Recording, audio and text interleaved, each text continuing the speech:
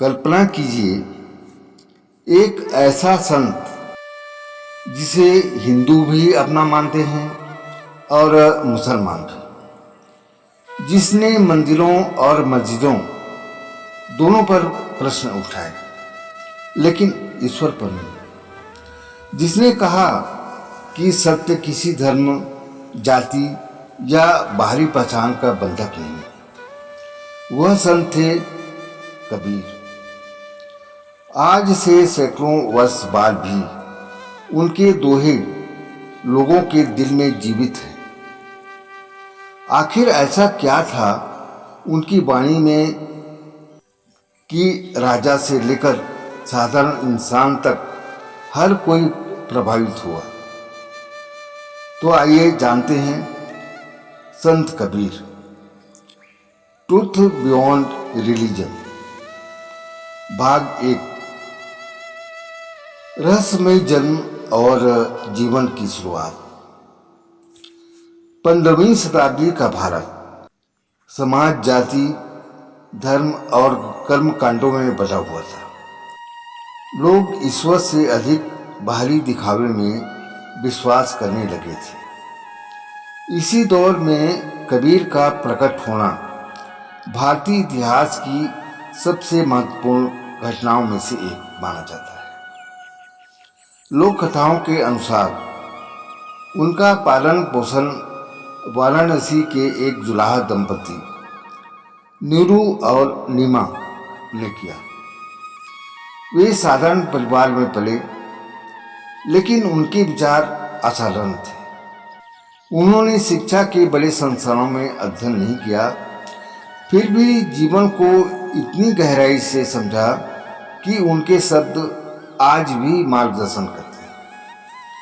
भाग 2, गुरु की खोज। कबीर जानते थे कि जीवन में सही दिशा के लिए गुरु आवश्यक है। कहा जाता है कि उन्होंने महान संत रामानंद को अपना गुरु बनाने का निश्चय किया। एक सुबह वे उन सीढ़ियों पर लेट गए जहां से रामानंद स्नान करने जाते थे। अंधेरे में उनका पैर कबीर से टकराया और उनके मुख से निकला राम राम। कबीर ने उसी शब्द को गुरु मंत्र मान लिया। उनके लिए गुरु केवल व्यक्ति नहीं था, बल्कि चेतना को जागृत करने वाला प्रकाश था। भाग 3, धर्म नहीं, सत्य सबसे बड़ा। कबीर ने कहा, पोथी पढ़ी पढ़ी जग मुआ, पंडित भया न कोई। ढाई आखर प्रेम का, पढ़े सो पंडित होय।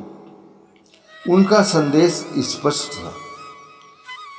ज्ञान केवल पुस्तकों में नहीं, बल्कि प्रेम, करुणा और अनुभव में है। उन्होंने हिंदू और मुसलमान दोनों समाजों की कट्टरता पर प्रश्न उठाए। वे कहते थे, माला फेरत जुग भया, फिरा न मन का फेर। कर का मन का छोड़ दे, मन का फेर। अर्थात यदि मन नहीं बदला तो बाहरी पूजा का कोई अर्थ नहीं। भाग 4, कबीर का साहस। सत्य बोलना कभी आसान नहीं होता। कबीर ने सत्ता से भी प्रश्न किए और समाज की रूढ़ियों को भी चुनौती दी। उनकी वाणी कई लोगों को कठोर लगी, लेकिन उनका उद्देश्य किसी धर्म का विरोध नहीं था। वे अंधविश्वास का विरोध करते थे, ईश्वर का नहीं। वे चाहते थे कि इंसान पहले अच्छा मनुष्य बने, फिर किसी धर्म का अनुयायी। भाग 5, हर इंसान में ईश्वर। कबीर का सबसे बड़ा संदेश था कि ईश्वर बाहर नहीं, भीतर है। उन्होंने कहा, मोको कहाँ ढूंढे रे बंदे, मैं तो तेरे पास हूँ। इस एक पंक्ति में पूरी आध्यात्मिक यात्रा छिपी है। मनुष्य मंदिर, मस्जिद, तीर्थ और जंगलों में ईश्वर को खोजता है, जबकि कबीर कहते हैं यदि मन निर्मल हो जाए तो परमात्मा उसी क्षण अनुभव किया जा सकता है। भाग 6। आज के समय में कबीर क्यों जरूरी है? आज दुनिया पहले से अधिक जुड़ी हुई है, लेकिन दिल पहले से अधिक बटे हुए दिखाई देते हैं। धर्म, जाति, भाषा और विचारधारा के नाम पर संघर्ष अब भी जारी है। ऐसे समय में कबीर की वाणी हमें याद दिलाती है कि प्रेम, सत्य और मानवता किसी एक धर्म की संपत्ति नहीं। यदि हम दूसरों को बदलने से पहले स्वयं को बदलें तो समाज अपने आप बदलने लगेगा। भाग 7। कबीर का अंतिम संदेश। कबीर ने जीवन भर किसी एक धर्म की सीमाओं में स्वयं को नहीं बांधा। उनकी पहचान एक संत से भी बड़ी थी। वे सत्य के साधक थे।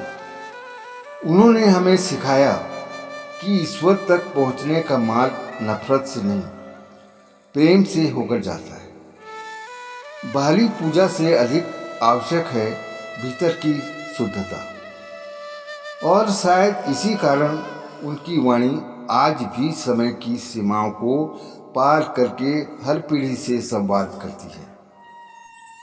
जब भी समाज विभाजन की ओर बढ़ता है, कबीर की आवाज़ सुनाई देती है, ढाई आखर प्रेम का। शायद मानवता को बचाने के लिए यही सबसे बड़ा मंत्र है। यदि इस वीडियो ने आपको सोचने पर मजबूर किया है तो इसे अपने परिवार और मित्रों के साथ साझा करें। अगली डॉक्यूमेंट्री में हम जानेंगे आदि शंकराचार्य, द पावर ऑफ अद्वैत, और आध्यात्मिकता को किस प्रकार नई दिशा दी। जय श्री राम। आपका दिन शुभ।